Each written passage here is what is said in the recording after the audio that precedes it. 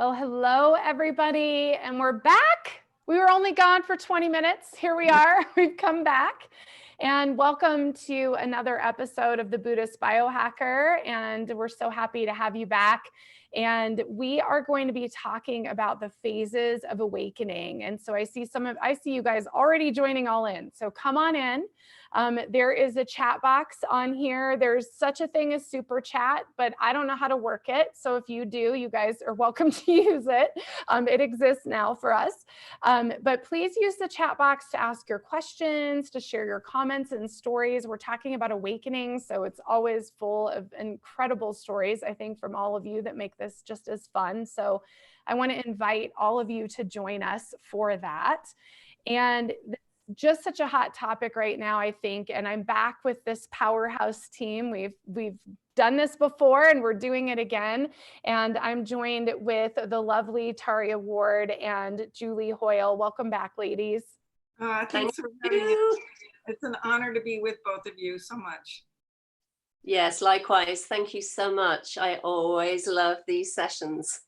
Oh my gosh, me too. And it's just been such a great high energy day. So I'm like really happy to spend this time with you ladies. And as always, have so much respect for both of you. And I think this is such a great topic, and it's good because both of you have so much to bring to the table to support the awakening process. And so I just want to set it up for everybody who's watching. If you're going through an awakening, if you've had one recently, if you're wondering what an awakening is, whatever it is, share your stories, share your experience, share your questions. So that's for you. If you're listening later on Spotify, iTunes, we're accepted onto iHeartRadio, which is awesome, Google Play.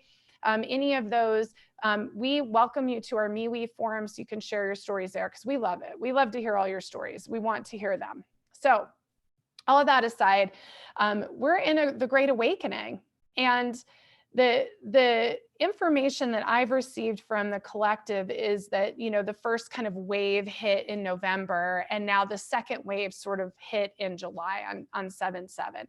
And so I'm sure there's going to be many more waves as well. But what we're seeing is those of us who kind of went through and kind of stepped into our roles during this first wave are now seeing the second wave coming in. And so we have people in all of the phases, you know, from they've been doing work for 20 years to they're brand new to this, to they've had massive like fear and collapse issues with their shadow, to they're feeling super joyful and bouncy.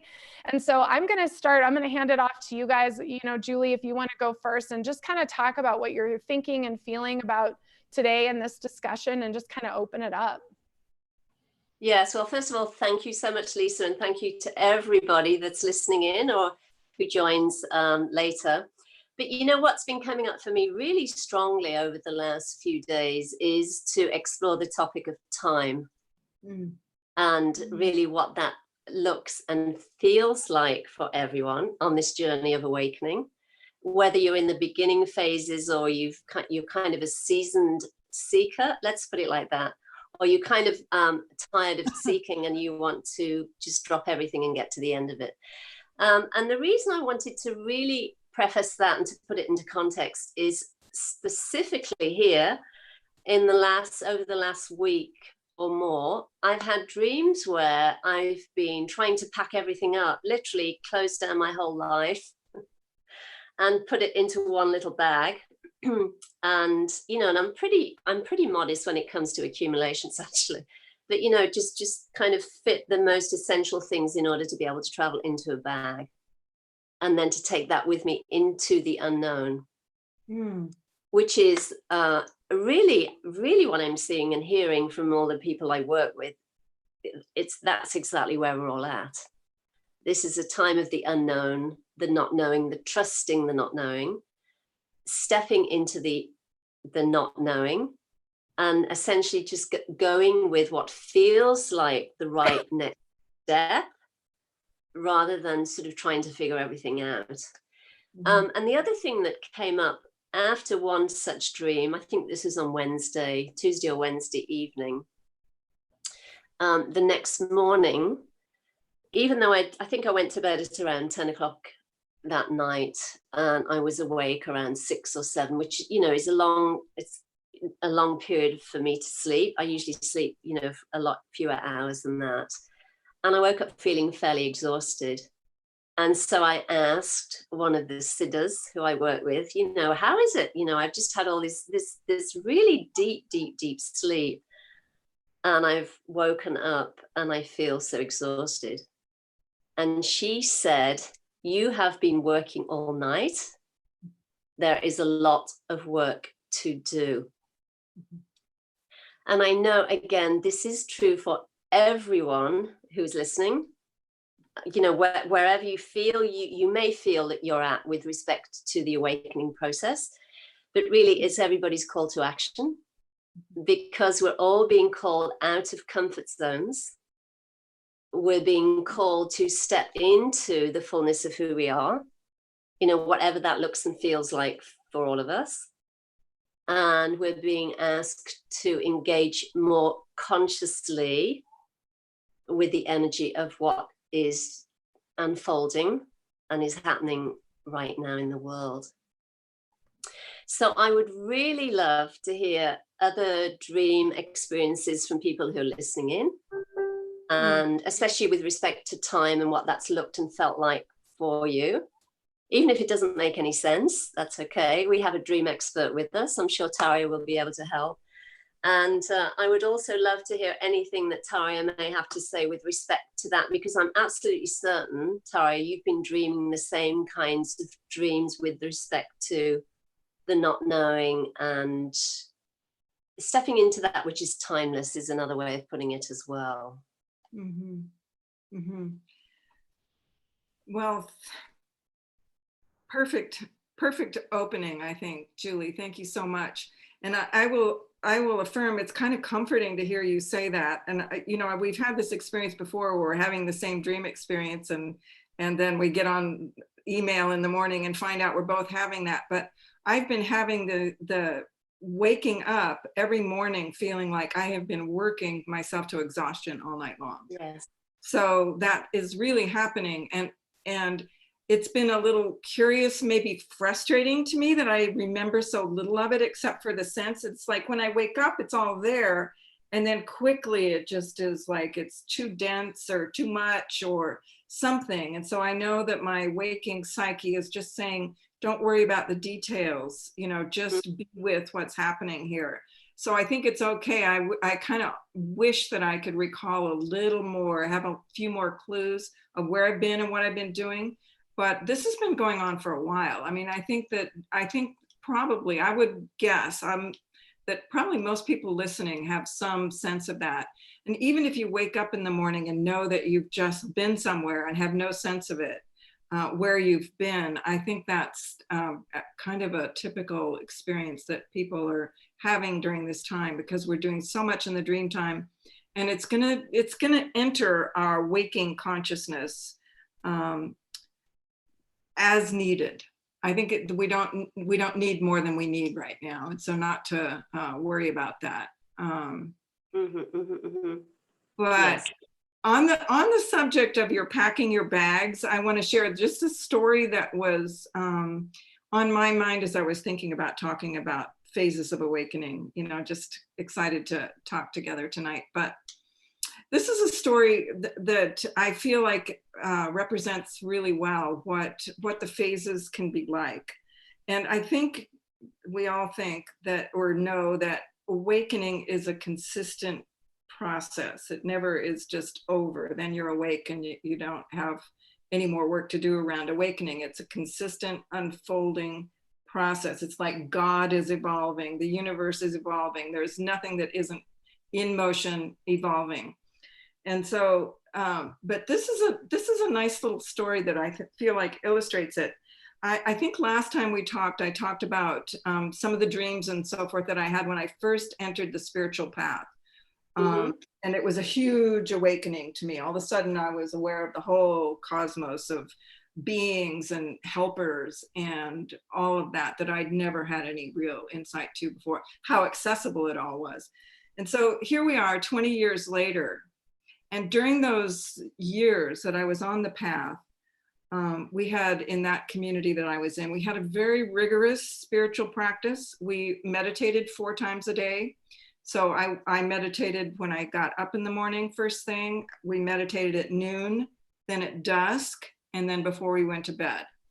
And for most of 20 years, I barely ever missed it. I was very disciplined. This is what I did. Even though I worked and was raising children, that's what I did.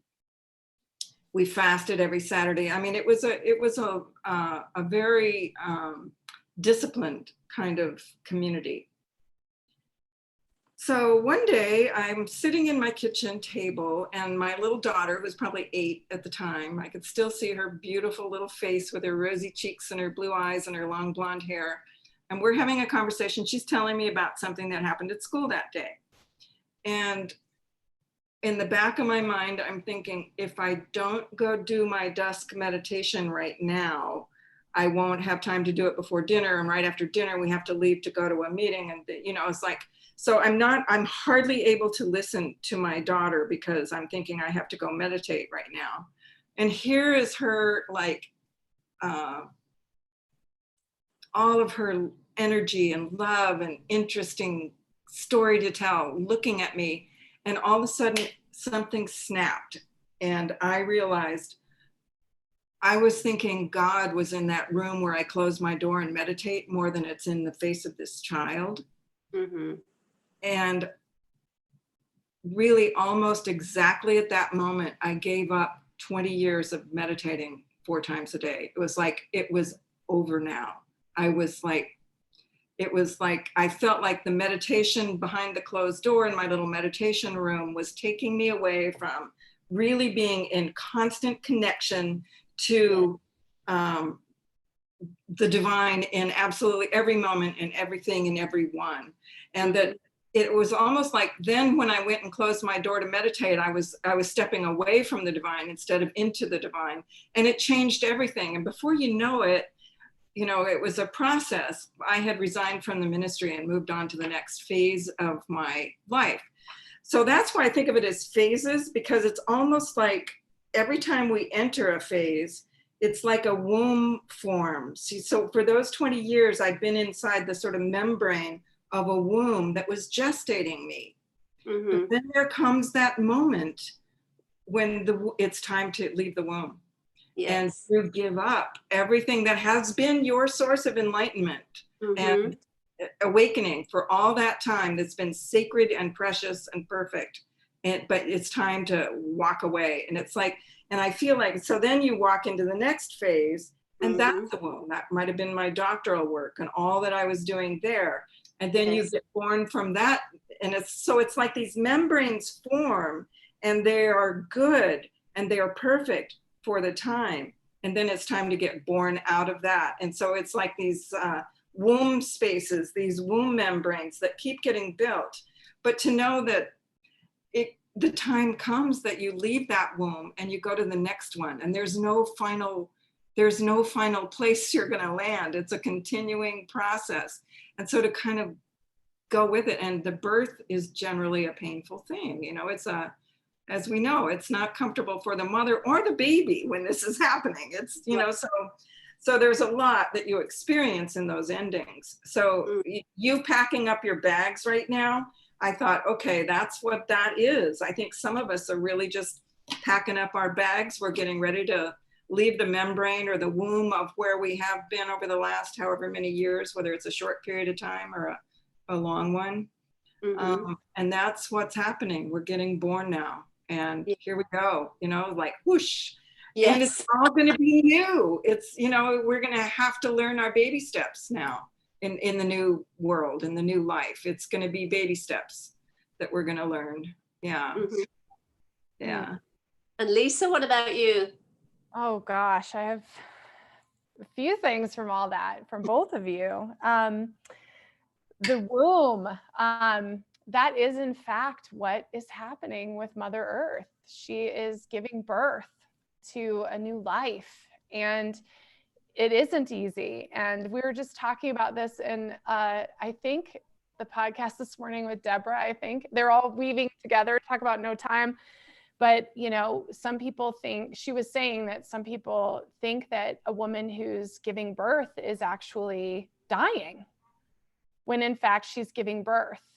And, you know, that is what Lady Gaia is doing right now. She is giving birth to this diamond creation template that is our new world. And it's hard and stressful, but it's actually creating something really beautiful. So I love what you're saying, Tayria, about, you know, these phases of like, we're actually pushing out of this womb membrane. I think that's perfect, because it's exactly what I see is happening with our planet. In fact, got this really beautiful message, because, you know, all these species are leaving the planet.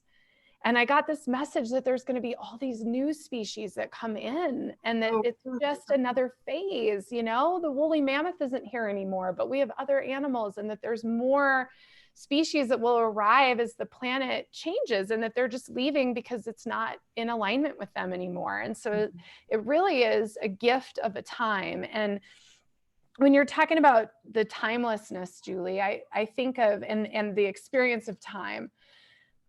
One thing that's really come up for me is last week, for example, I had a really busy day scheduled, and all of a sudden, I just felt like very fatigued.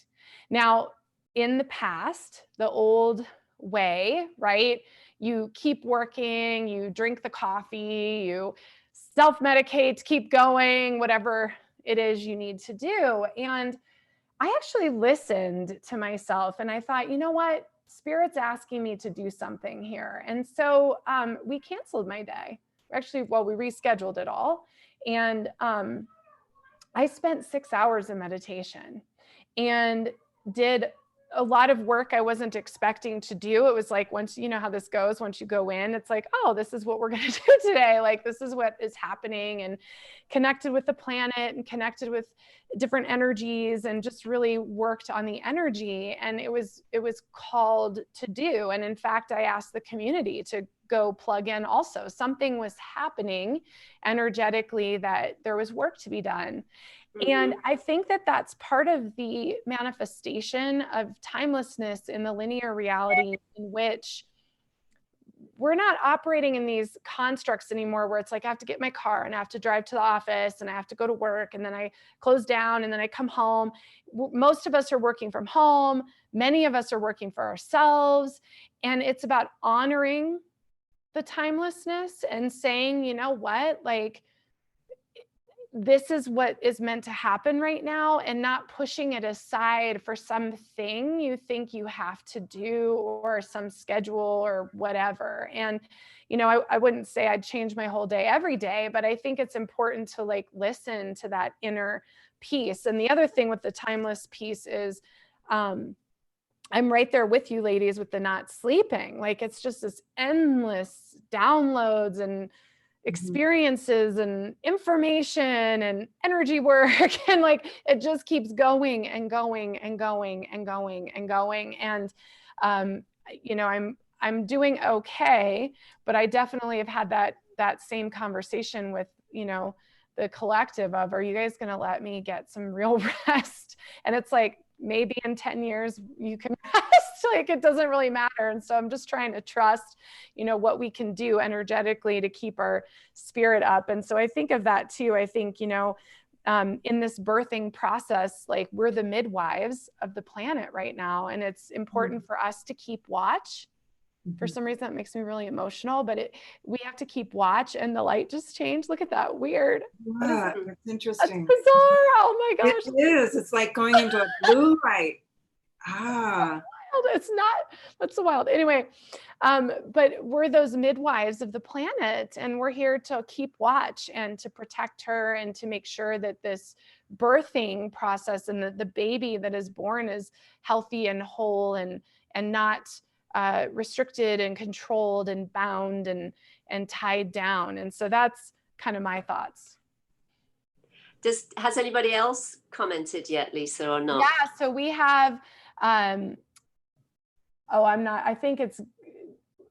I'm not going to be able to guess your username. It's something Phoenix Heart. I want to say it's Griffin Phoenix Heart, but I'm not sure. But they said, I woke up from a dream last week where I had to look around and figure out where I was. I was in my bed at home.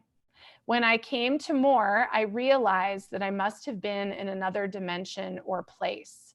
And then Jacqueline wrote, I literally just woke up from a nap and joined your conversation because I too find myself falling asleep by 3 o'clock. So those are our comments. So keep those coming, you guys, and share your dreams, your stories, your awakenings, your questions. We love it all. So.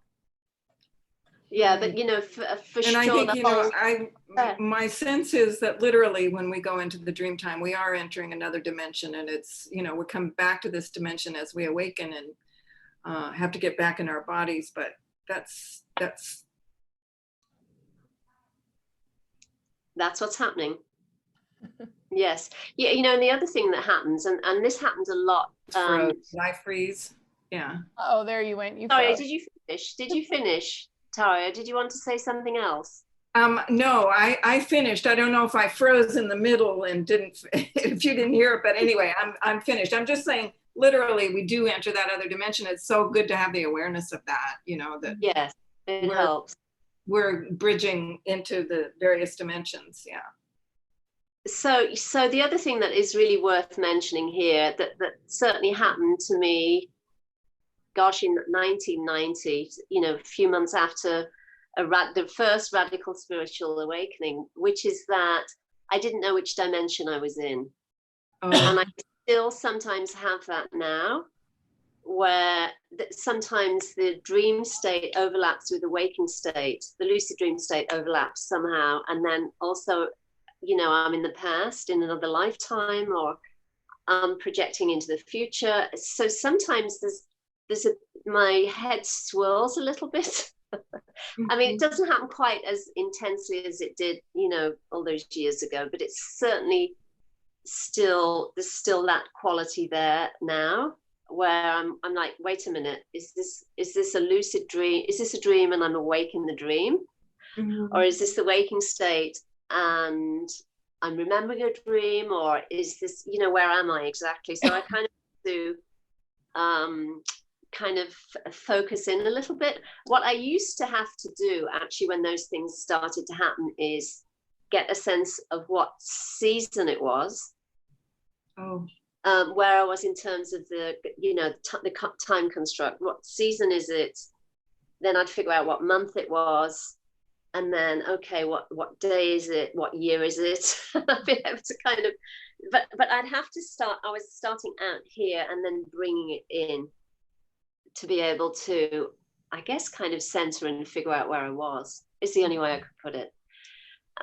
So I'm guessing that other people have had similar experiences, you know, of not kind of knowing where they are, especially given what's been happening over the last 6 months, where, you know, a lot of the routines that people have had you know, are no longer in place.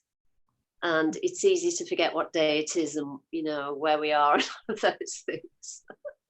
Well, and to that point, Julie, I've actually found it's so much easier to go back to the old way of telling time by the sun and the stars and the moon.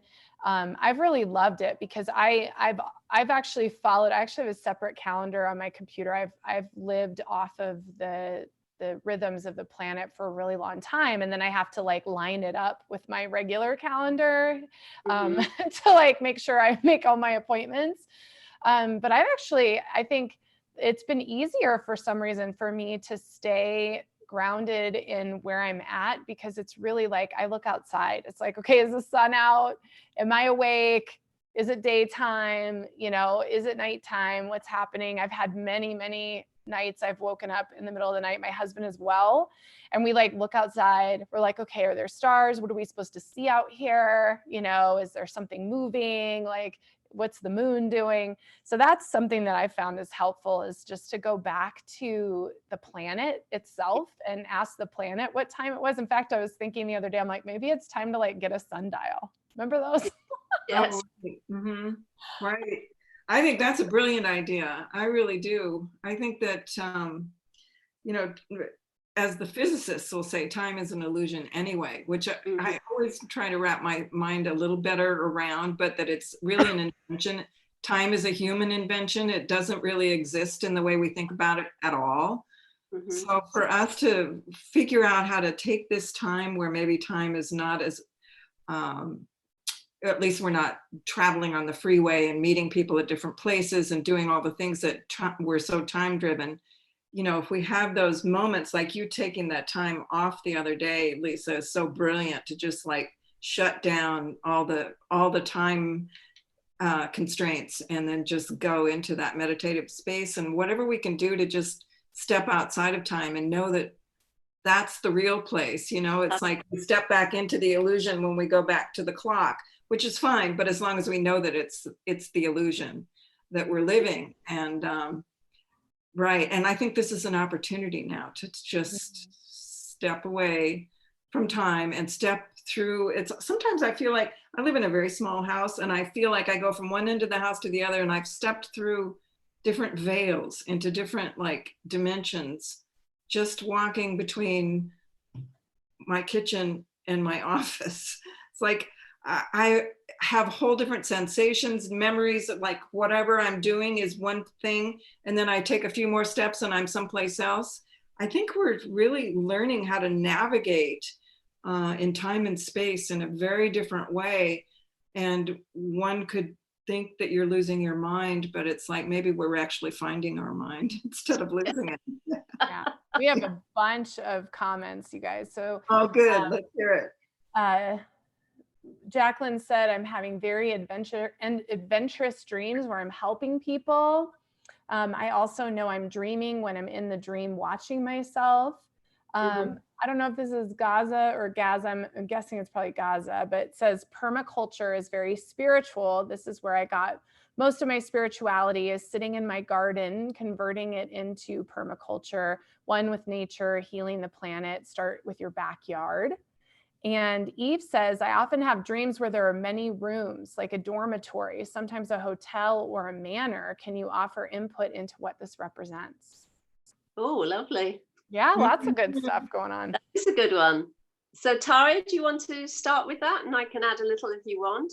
Yes, sure. Well, my training is Jungian, but I don't stick to Jungian all the time. But in a Jungian sense, that the approach to dreams of the various rooms are different dimensions of the self and the psyche that, often if you like all of a sudden discover a whole new wing on your house, a lot of people have that dream. It's like you're discovering a whole new other aspect of yourself that had been like there was a wall there before. You didn't know that you had that. And so often going into the different rooms is maybe a little bit like what I was saying about walking across my house, going into the different dimensions of the self and discovering new parts that maybe previously there was a much more limited idea of yourself and of the world itself. In that kind of symbology, often the house is considered the self. So the front of the house is the part that faces the street. So that's our public persona. The back of the house is the more private aspect of the self and that sort of thing. So you can look at the different rooms in your dream and kind of gauge what parts of the self are being opening up to you. See what's happening in those rooms and see what's opening and what they are. Yeah, the living room is like your public self and the bedroom is the private, like all that. So you look at the rooms and see what you're learning about yourself. Yeah. I that was beautiful. I don't think I need to add anything other than I would say maybe just sit with the dream and do some self-inquiry around it and, ask, what is this showing me? What does this represent? What does each room mean? And just see what comes up. Just have some fun with it and see what it's there to tell you.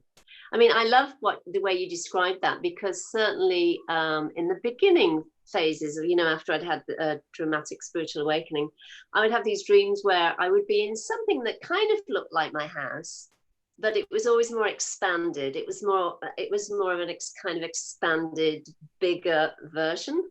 Mhm. And what I would do is I would consciously look for a cupboard or a doorway that I always knew that when I went through it, I would be in a completely, different space yet again. That there's a movie, or there was a book, The Lion, the Witch, and the Wardrobe. I I think was it was. just thinking of that when you said that, covered. Yeah, right. God, I loved that little cartoon Oh, when I was a kid. oh my gosh. When I read that as a kid, it was like, finally, somebody's written a book for me.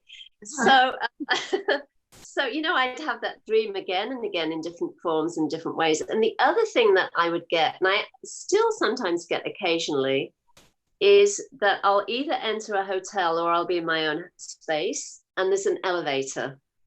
And I know I have to go into the elevator. I'll call the elevator down. I'll get in there and then, press whatever floor I'm going to. But instead of going to, say, the 7th floor or the 4th floor, whatever, the thing just takes off like a rocket ship. And it sometimes goes up, or sometimes it'll go sideways. And I start repeating the mantra like a crazy person, until the thing stops. And then it will stop, and I'll be either in a different time zone. I'll be in the past, in the like 1800s or something, or I'll be in the future, or I'll be in some place. And then the first thought when I get there is, how do I get back? I've got to figure out how to get back. So, I just love those dreams that show us, this movement and the timelessness of who we are and what we're being called to, because it's really always about that, right? It's about being called and stepping into that which is timeless, which is our true nature.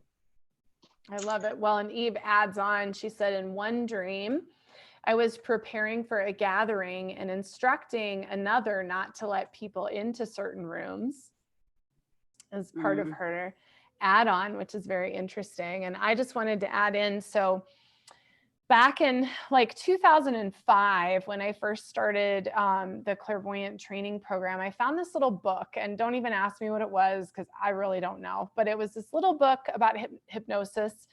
And in the book, he talked about going to your spiritual house. And so I went to my spiritual house in this little hypnosis thing. And I love my spiritual house. And honestly, it's been 15 years, and every room means something. I have a theater room where I can go and I get information in that room. And I have rooms where my spirit guides live. And I have this beautiful beach where I can go and sit and commune with the collective team and have conversations. And there's this foggy space. If I walk through the foggy forest, I can go to a different time or a different life or whatever. And so it was really this crazy little training I learned in this little book. And I actually teach it in some of my classes now to some of my students because it's so fun. So one thing I want to recommend if you're having dreams with rooms and houses is to access those in a trance meditation state. Like, don't be afraid to meditate and go back to that house and connect in with it. And Robert Moss's Conscious Dreaming book is like my guide to dreaming. And he has a lot of techniques in there and a lot of great mantras to use to access dreams again. But anyway, I would just really recommend that. I think it would be good to go into your house and kind of see what it's all about in the conscious state, and then play around with it in the lucid state too. But I just wanted to offer that up because I think that the house is really, just like you were saying, Tayria, it's like your psyche and yourself. And I think you can go in there, not just in a dream. We have more comments. You guys are great. Look at all these comments. My gosh, I love it. Jacqueline says, or is it Jacqueline, maybe?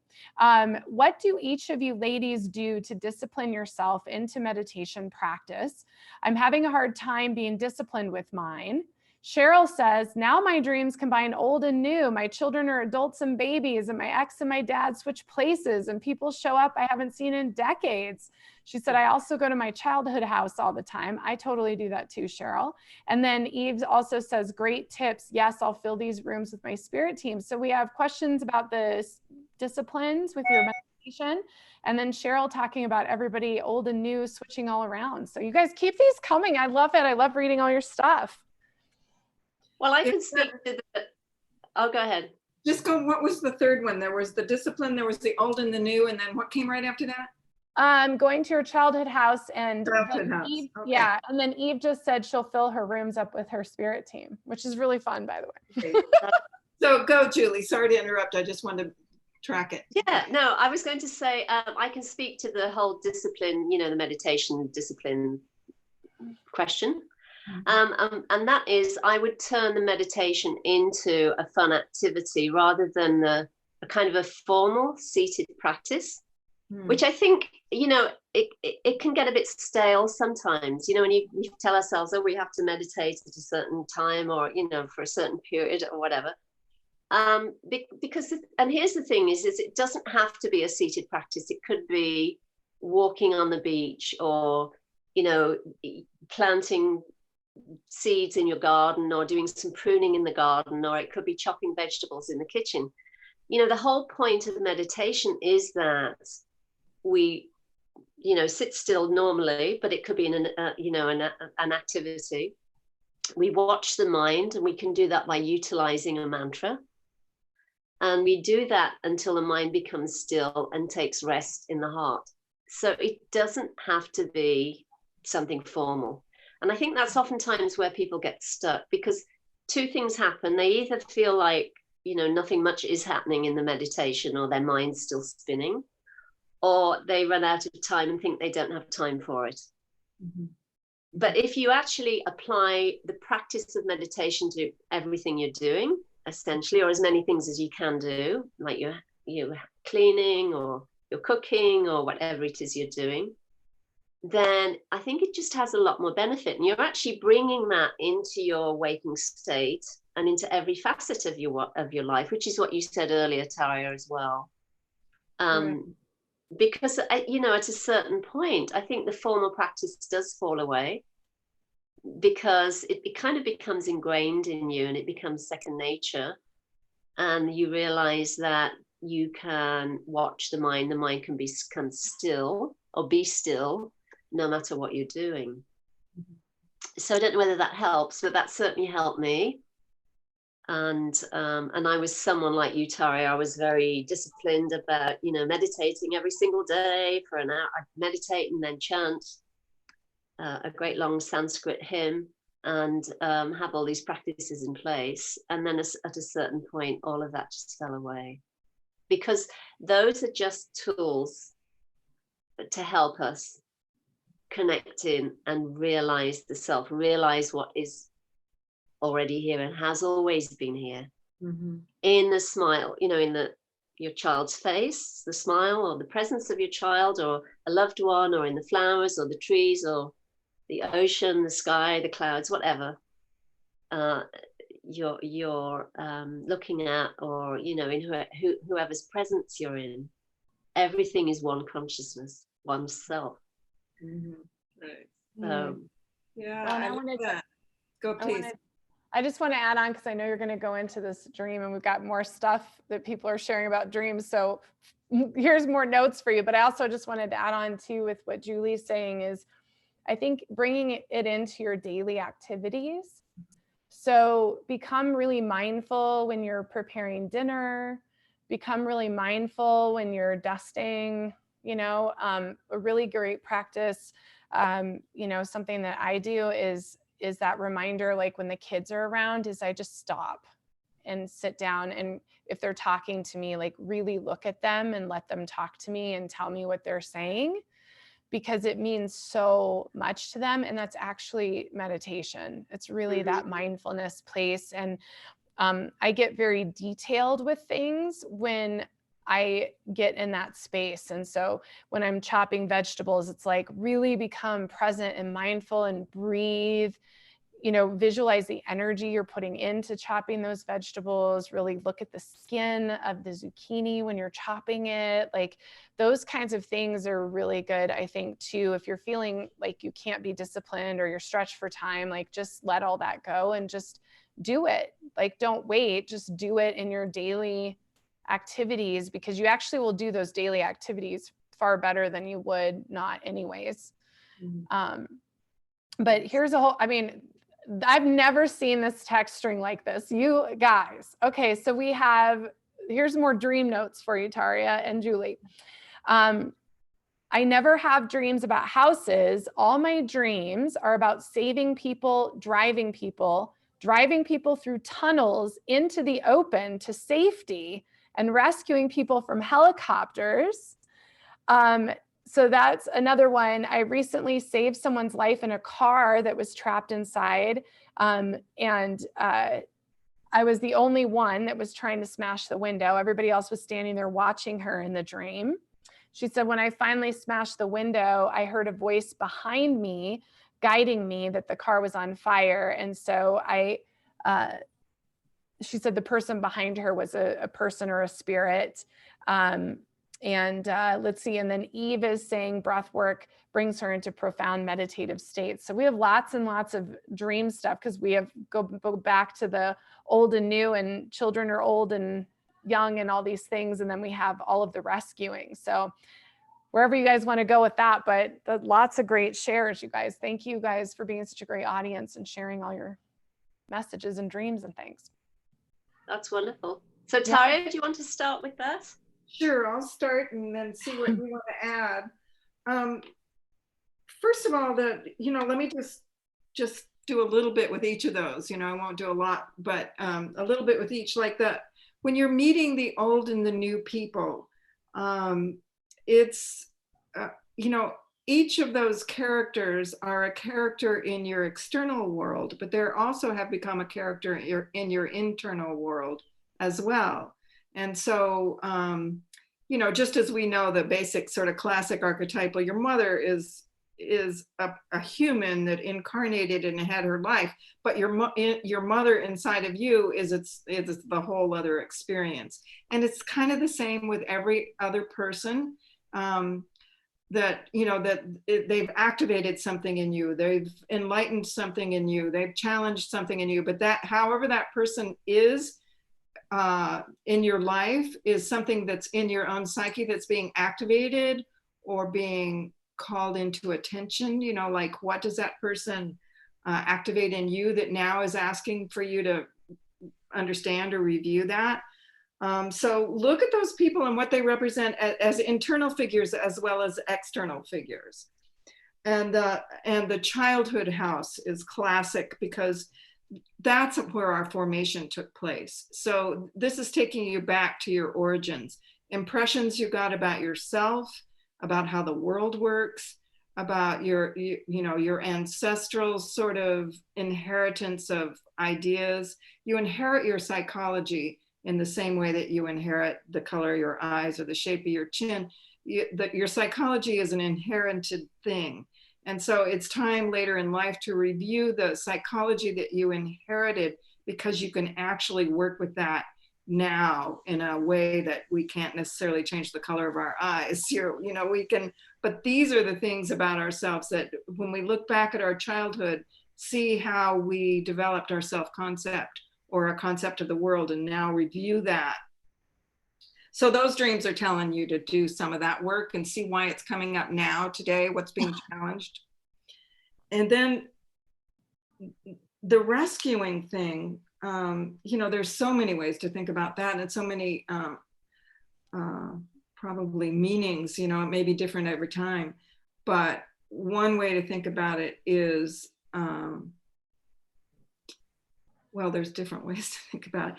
One of them is maybe you're trying to save something that needs saving, but sometimes it doesn't. I think that savior principle, that rescuing principle, is something that's kind of built into us in a way that we're always trying to rescue something or rescue ourselves or rescue something. So see if it seems like a good thing or if it's just producing anxiety. That see how you can relate yourself to that dilemma that you find yourself in.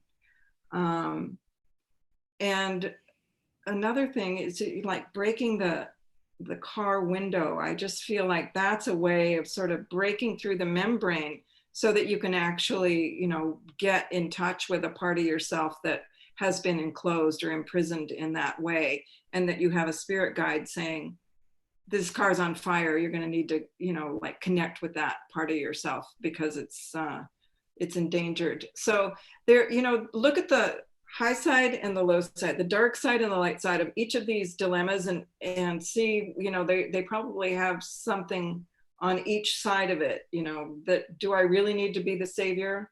Sometimes I think, you know, the Christian paradigm is Jesus saved the world, so we all think we have to save the world. And, you know, maybe that really isn't what he was doing, and maybe that's not what we need to do either, but we have this, I got to save everybody and everything because it's on me now. Because that's sort of at the core of this paradigm, which maybe needs some review. It's like everything is beautiful as it is, and how do we relate to it in a way that we don't have to save? So anyway, there's a different ways to approach, and it's your dream. Nobody can tell you what your dream means. You know, any of these things that maybe touch an idea in you, and if you have resonance with it, then it's telling you something. If you don't resonate with it, then, you know, then move to the next thing that maybe does. You kind of go about the dream like a doctor goes, does it hurt here? Does it hurt here? Does it hurt here? And you just kind of see what, you know, where it's touching you. So those are some ideas. Well, those are beautiful. I don't need to add anything to that, Tayria. That was wonderful. I love it too. And we have Elisa, so we have a new person. You guys are just filling this box up. I love it. She says, I dreamt that I had a phone call and it was me from the future. So I asked, how are you and where are you? And my future self was very happy with high energy and excitement. Wow. That's so awesome. That speaks for itself. It absolutely does. And I would say, let's take that as a collective dream, you know, like say, okay, she's dreaming for all of us, and our future self is giving us some good information about it's all going to be great.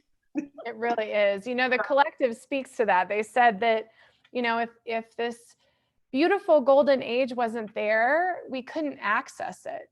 And the fact that we've been able to access it clear back to Edgar Cayce's transmissions in the 1940s and way older than that. I mean, this has been discussed for hundreds of years, if not more. But we wouldn't be able to access it if it wasn't there. And something about that message really gave me a peace of mind. You know, that if I can see it, then it's there and it's real. And so even if you're seeing it in your dream state, it's accessible. And I think that's really important for us to remember, for sure. And it's happening now. We're in it. It's not like it's some future date. Yeah. It's here. So, you know, what are we being called to is the question. Right. Mm-hmm. I have a fun little story I can tell, just sort of related to what you're saying, is it's accessible. This was, I don't know, maybe 20 years ago. I was sitting in a restaurant with some friends. We were all just having a nice dinner, and conversation was happening up and down the table. And all of a sudden I went into this space and I had this massive dream. You know, and when I came out of it, it was like War and Peace. It was like through generations, these stories went like massive. I saw how it went through all these generations and all these characters and all these times, and it was all this stuff. And I saw the whole thing and I understood the whole thing. And then I got the key message from the dream was, the only path is the path to the center. That was the message I came out with. And when I woke up from that dream, sitting there upright in with friends, I remembered all of it, and then it just faded away. So I didn't have the characters, the stories, since I compare it to War and Peace, I happen to think it was in Russia that this happened. But the thing is that when I came back and came to and remembered all that very clearly, I hadn't been gone probably even a split second. It's like I didn't even miss the sentence the person was talking about and I was listening. And it just made me know that all these dimensions are right inside of the time where we're sitting right here now. Mm-hmm. And that often we're having these like entry into these other dimensions and these other experiences and these other things that we're learning and knowing and people that we're touching right as we're sitting here right now having this conversation, just to know that's happening.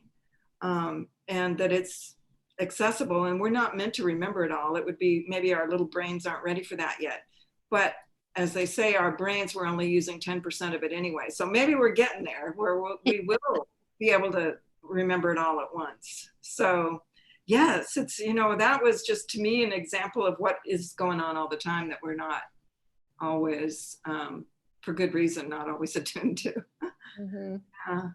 Right. And oftentimes the reason that we're not able to attune to that is because we're in that kind of mad rush to get through the day and, right. To meet deadlines and timelines and, essentially be slaves to time. Yeah. And not be able to just kind of relax and be in that which is timeless. Mm-hmm. And then realize that actually what you've just described, Tayria, is the reality. That right. is reality. Right. And that's a good point you make, because it was a relaxed time. It was like I wasn't going anywhere. I wasn't doing anything. I was just in a relaxed mode. So, yeah. Mm-hmm. Yes. And quite honestly, one of the kind of the biggest frustrations in my working life for sure has been having to just kind of keep meeting the time constructs and operate in that and function in that, because I've always, ever since I was a child, I think I told this story before, but I think I must have been 7 or 8 before I learned how to tell time. Honestly, my math teacher, my mother, everybody around me was frustrated because they could not get me to tell time, because to me I was functioning, and I had always functioned in that which is timeless, and I was having lucid dreams, out of body experiences and all those things. So I just couldn't understand time, and as who could I have spoken to about that, and I just then labeled myself as being, dense. And I had that label over me, it was a self-appointed label, but, I just thought that because I couldn't tell time, I was slow and I had these problems with math or whatever the story was. But now I realize it was because time isn't real. Mm-hmm. And I just had great difficulty functioning in these time constraints. And it's kind of ironic, actually, that I ended up moving into teaching as a profession, and every single minute of every single day is all about, watching the clock, essentially. I don't know how you do it, Julie. I really don't. It's just I just don't. So in fashion, like when you were in a store, like it was you had to do a sales read every hour. Mm-hmm. Every hour on the hour for like 15 of those 20 years. I was writing down what we made each hour, every day, all the time. Hour. Always doing this regimented thing, and it didn't matter what company or what brand or what business. It was always like every hour, this is what we're doing. And it's funny looking back at all of that now and thinking about what changed for me as a leader, because there was definitely that initial phase of like, okay, it's all about this hour. We have to do this, we have to hit this number. We have to do this thing in this hour. It has to happen. And then, after about, I don't know, a while, 7 years or so, when I started doing spiritual work, and I had actually was doing spiritual work full time, went back.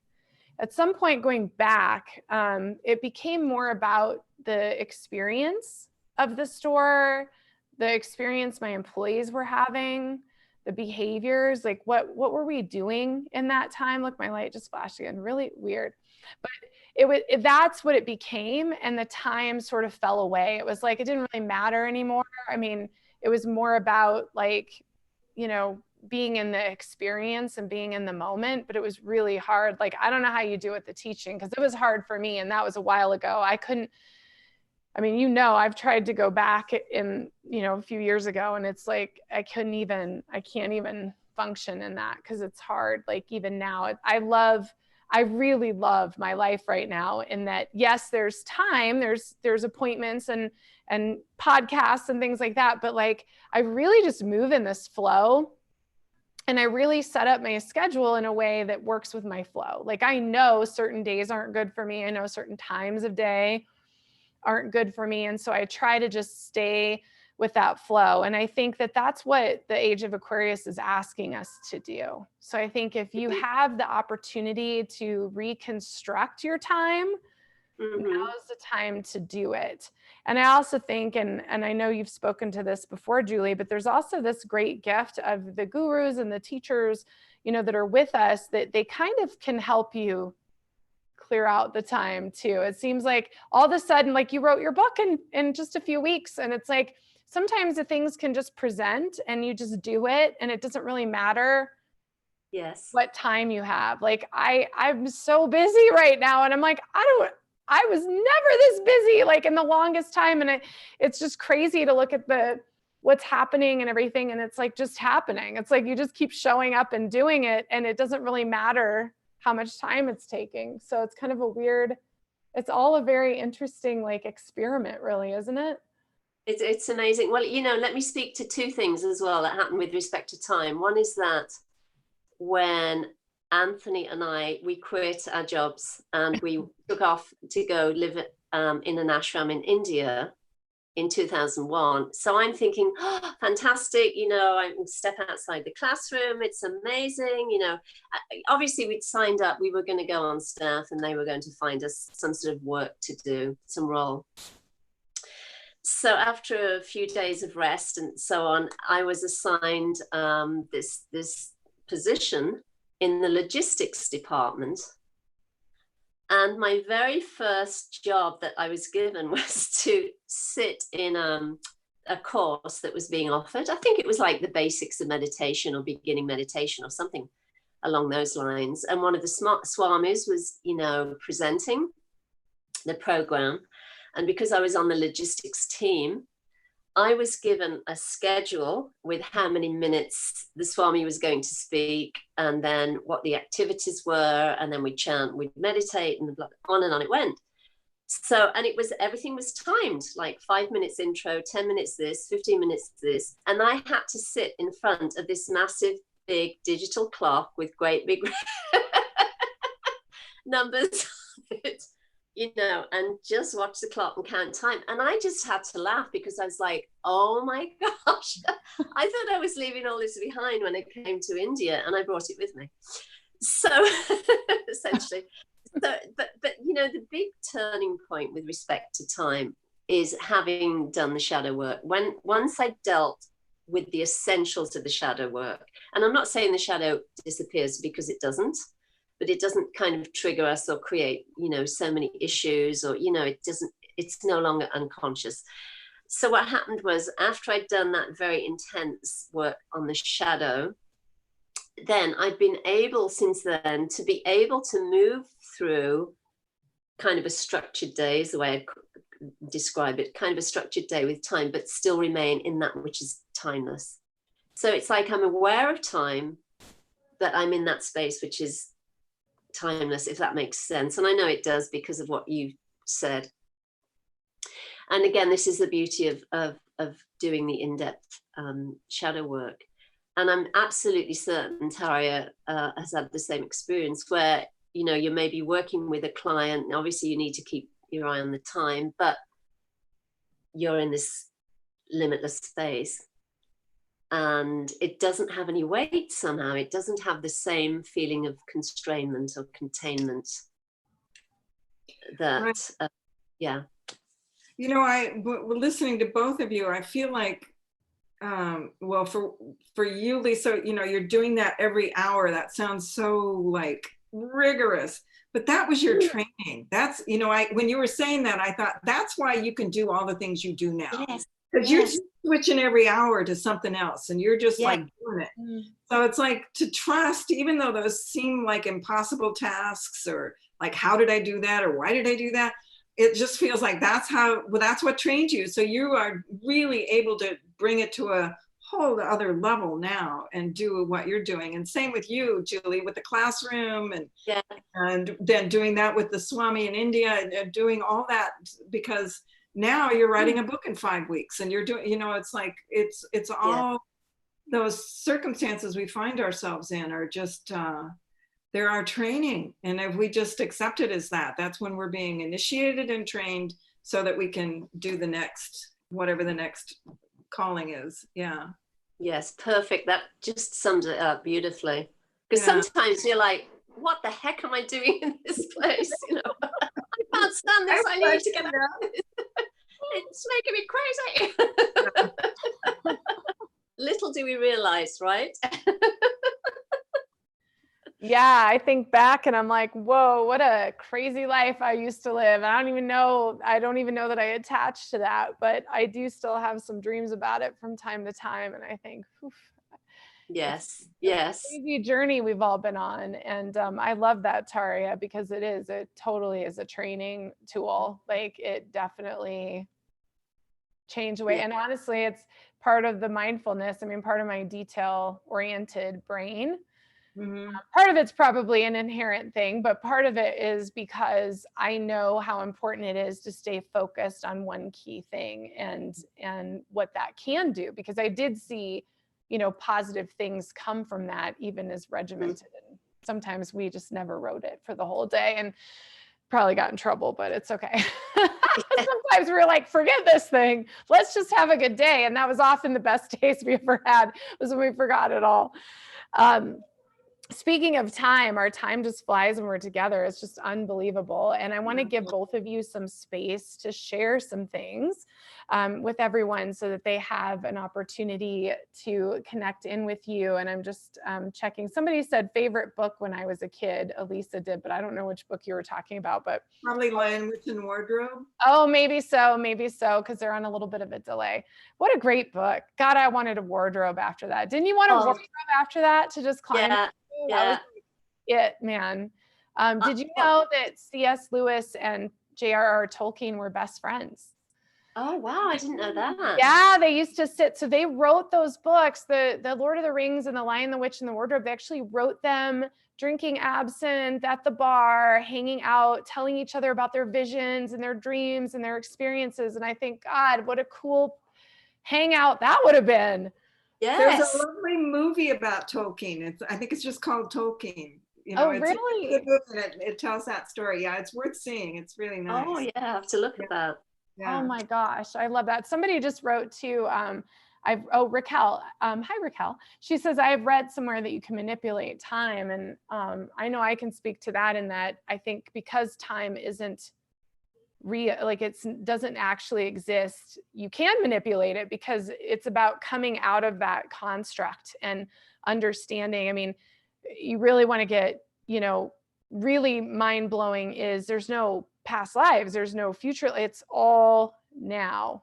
And it's all your psyche experiencing these different realities at the same time. And so of course you can manipulate it. And in fact, that's part of why we have those, I'm sure we've all had, I'm sure Julie and Tara, you guys have had this, where you go someplace and you have an experience from a different consciousness, a different time period in that location. I've had some pretty profound ones. My favorite story, Tara's heard the story. I don't know if I've told you the story, Julie. I have to tell it because it's so great. And then I want to make sure we all talk about our what's going on. But I was 16. I went with my family on a family vacation. We went to Yellowstone. We did that a lot. And we drove across Wyoming, and we were going to the Black Hills, which I also love a lot because I'm obsessed with the Wild West. We get to Little Bighorn, to Custer's Last Stand. And the sun was setting. I'll never forget this because it was very weird. The sun was setting.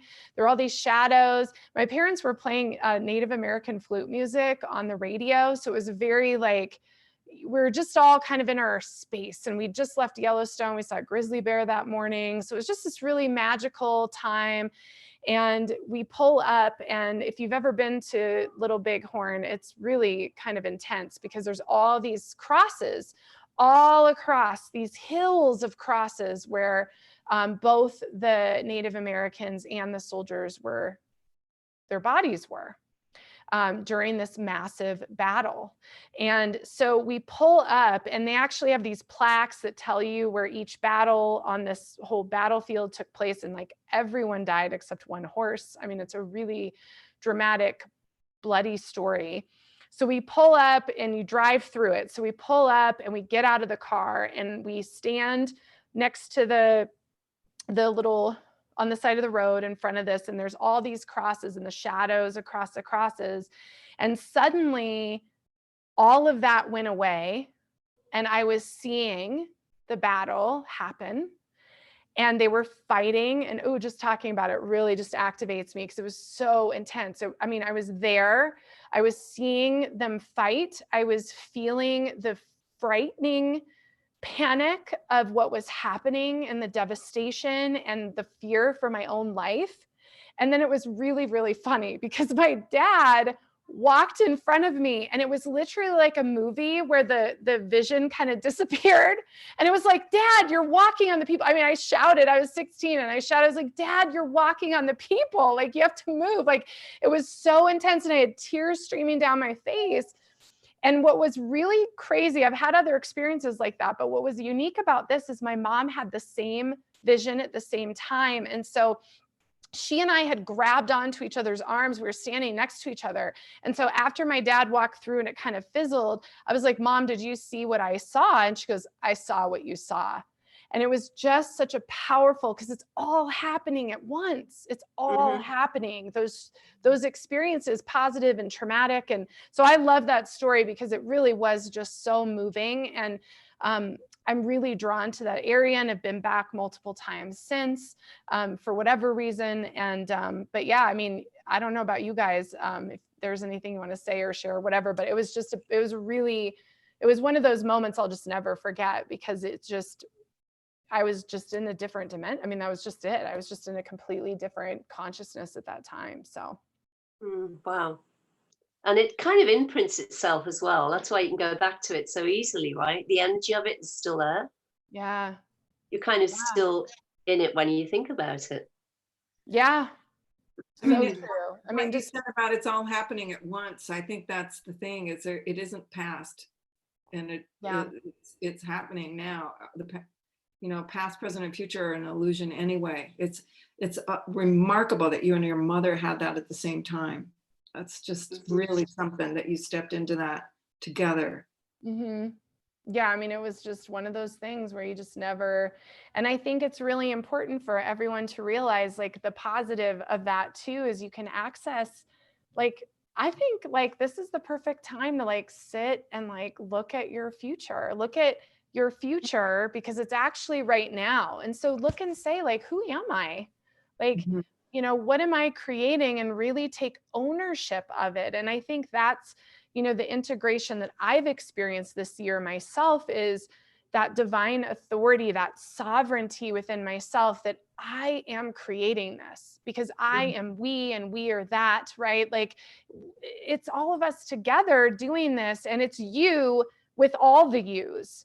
And so it's bringing all the yous back together to create this incredible space that we're headed. And we all said, oh my God, put me in this avatar body so I can go do this. I want to do it.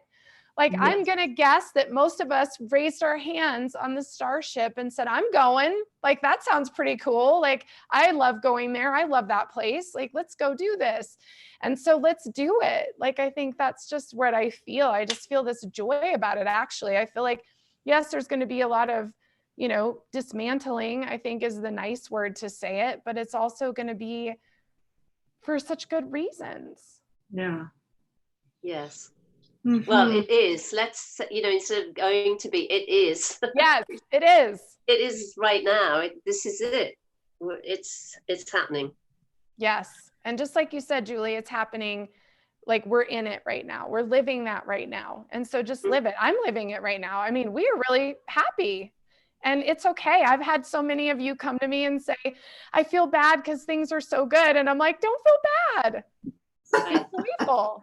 It's okay. Like, it's okay to be happy. And it's also okay to put that joy into the planet and into those who are experiencing trauma, because there's a significant amount of trauma that's being released out of our planet. Ancient traumas, not even Civil War traumas or Revolutionary War or, the Roman Empire. It's like old traumas from this planet that are being released, and just hold it like that baby you're talking about, Tayria. Like, it's traumatic to be born.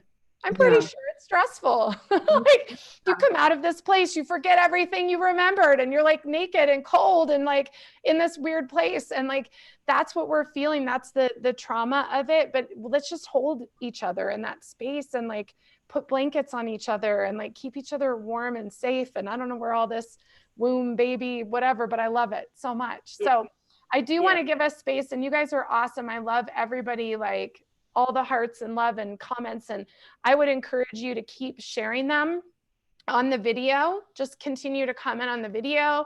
Go to MeWe and share them. If you're listening on this on audio, please go to MeWe. I've seen some people come from some of the different radio stations we're on, and I'm happy to have you. So just keep that coming. But I want to give Tayria, I want you to share about your dream symposiums that you do and anything else that you have going on that's upcoming. And then Julie, Julie's our feature this month, and she's going to be live on Saturday, and I'll give you that information at the end, but I really want you to just share a little bit about your new book too. So whichever, whoever wants to, if Tayria, you want to share first, and then Julie, you can share, and just so we have space for that before we complete. Well, yes, I should. Oh, maybe I do have my calendar here so I can say the date. My colleague Jocelyn Mercado and I do a monthly dream symposium, and it's at 1 o'clock Eastern time on a Friday every month. This coming next one is on Friday, August 14th. And so during these symposiums, people call in from all over the world. It's a global community dream symposium, and we have dreamers from various continents and countries all over the world. And it's fascinating. Then we listen to the dreams that people feel called to share. And it is an amazing thing to see the sort of the thematic things, how the dreams build on each other, and the sort of the through line of the dreams. And what, the idea of this is that indigenous people the world over, even still today, but from the beginning of time, listen to the dreams of the village every day. Get up like 4 or 5 in the morning and listen to the dreams of the people in the village. And that's how they know what's going on, what's really going on in the world. And when to plant, when to hunt, when danger is coming, when weather is coming, what the cosmology is, all of that is delivered to them in the dreams, and they listen to each other's dreams. And so my colleague and I were wishing that we had that in our lives, and we thought, well, why don't we create it? So that's what we're doing. And so we've been doing it every month for 3 years, and you're all welcome. It's free. You can make a donation if you want, and if not, please don't let that stop you. If you just come, it's free community thing. And so if you go to my website, tayriaward.com, and go to the Dream Symposium page, there's a place to register. If you register for the Dream Symposium, then you'll get the notices of when they're coming. And you'll get the recordings. If you can't make it live, you can hear it afterwards. And a lot of people, like in Australia and so forth, can't make it live, but they listen to it, religiously afterwards and comment and send me their dreams, and I read their dreams. So yeah, so it's a wonderful event for dreamers and for all of us to get, what the dreaming mind of the planet wants us to pay attention to each month. So yeah, I'll just stop with that. I have other things, but stop with that, and love to hear what you're doing, Julie. Yeah. Well, thank you, Tayria. I mean, I love that. I've actually joined a few of your dreaming symposiums, and they're just wonderful and incredibly supportive at this, this time, and really insightful, because it does make you realize we're all dreaming the same things, essentially. Yeah. I'm so glad that you've enjoyed them. That's great. Yeah. Yeah. So with respect to what I'm doing, my big exciting news, as Lisa referenced, is that I just finished and uploaded a brand new book this past Sunday, titled Meeting the Shadow, Finding Yourself. And I'm really excited about it because I've been getting amazing feedback. It's just been so well received, and it was a joy to write. And, it feels really good to have such a good response. And, details of that you can find on my website, juliehoyle.org. And also, since Lisa very kindly, put me in a position where I'm the feature presenter, I guess you call it, for the month of August. So, everybody that is coming onto the Buddhist Biohacker platform has been invited to just take a look at my course offerings and what I actually do, and also read my books. I've actually got 3 books. The first one is An Awakened Life, A Journey of Transformation, which details the radical spiritual awakening I had. The second book is Living an Awakened Life, which is kind of like a handbook on how to utilize various self-inquiry practices and so on and so forth to be able to live true to who we are. And then the most recent one, the new one, is Meeting the Shadow, Finding Yourself. So all of that said, I'm going to be offering a 2-hour question and answer session, again with the lovely host Lisa, on the Buddhist Biohacker platform on Saturday at 11 a.m. MT, 1 p.m. ET. And, everybody's invited to join the party and to come along and ask questions and to share and to have this really in-depth conversation about the awakening process, deepening into that, working with the shadow, and then ending the search. So it's going to be a pretty intense conversation, and it's going to be really activated because the siddhas, the great beings I work with, have told me so, that the whole time that we have online will be very much activated. So it'd be really great for as many people as possible to turn up, and also to really support the work that Lisa's doing via this amazing platform, which is a platform for conscious content. So if ever anyone listening is ever feeling, anxious or frustrated or afraid or whatever's coming up, negative or fear-based, just hop on over to the Buddhist Biohacker and just be fed and supported and inspired and motivated, because really and truly, this is what it's all about. It's about aligning with the truth of who we are, living true to that, stepping into what we're being called to, and supporting one another via this community. Because I can't think of, other places you can go to have as much content, because there's a tremendous amount of content that's available for everybody. So thank you so much, Lisa, and thank you to all of you who are listening in. And remember also to subscribe. It's easy to just kind of hop on and listen and watch, but subscribing really does make a difference. And also tell your friends and family members about Buddhist Biohacker, because the more people that connect in, the more people wake up to who they are, the better the world will be, and the easier this kind of process of ascension will be as well, or whatever you want to call awakening to who we are and supporting one another to that. So thank you so much, Julie and Tayria. I got some beautiful emails from clients who just loved the Dream Symposium and just felt like they found their home. So get on the Dream Symposium. I mean, it's just really such a sacred space. And thank you so much, Julie. I mean, really, I'm honored to have you be the first download that we've done. And, my intention of the monthly featured guest is to integrate, because there's all this great content. Like Julie, you've been on here like 15 times or something, but yes, there's so much more that you do and offer. And I think it's important for us to give this space and time to be able to connect in. And Julie's books are really accessible. So you can read these, and even in a chapter before Saturday, you're going to have things you want to share and things that happened and questions and all that stuff. And so I encourage all of you, just like Julie said, come on Saturday. It's going to be really, really great. And we had a really great day today. So if you're interested in clairvoyant development and working on your gifts, Deborah Lynn Katz was on today too. And I mean, we're all such great resources. And I think,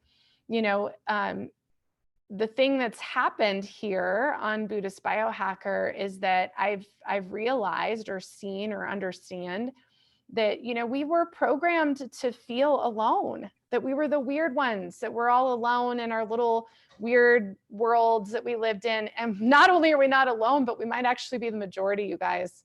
And light workers are infiltrating YouTube like crazy, and we're all helping each other and building our communities here at Buddhist Biohacker and other communities, and we're joining with other communities. And it's just such a beautiful thing, you know. I mean, we have an incredible couple credible astrologers. We have a Vedic astrologer, Gilbert, coming on. He's bringing his community. We have Patrick Arundel from the UK, who's really awesome with just Chinese Western astrology. He's going to be on and bringing his YouTube community. So we're just all connecting with each other, and we're actually maybe the majority is having these experiences and being open. And I think it's really important. So thank you both of you for everything that you do and everything that you are, and, you know, being here today. And you guys are just, I can't even believe the amount of comments. I don't even know what I'm going to do with all these, but, you know, we've got whales and hearts and prayers and all these wonderful things. And I'll go through these and see if there's other questions, you know, because oftentimes I take this stuff and we create other shows. So keep them coming. And thank you so much, Julie. Thank you, Tayria. You guys have a great night, great day, wherever you are. Mwah. Thank you. Thank you to everyone. Lots of love to everyone. Yes. Thank you, everyone.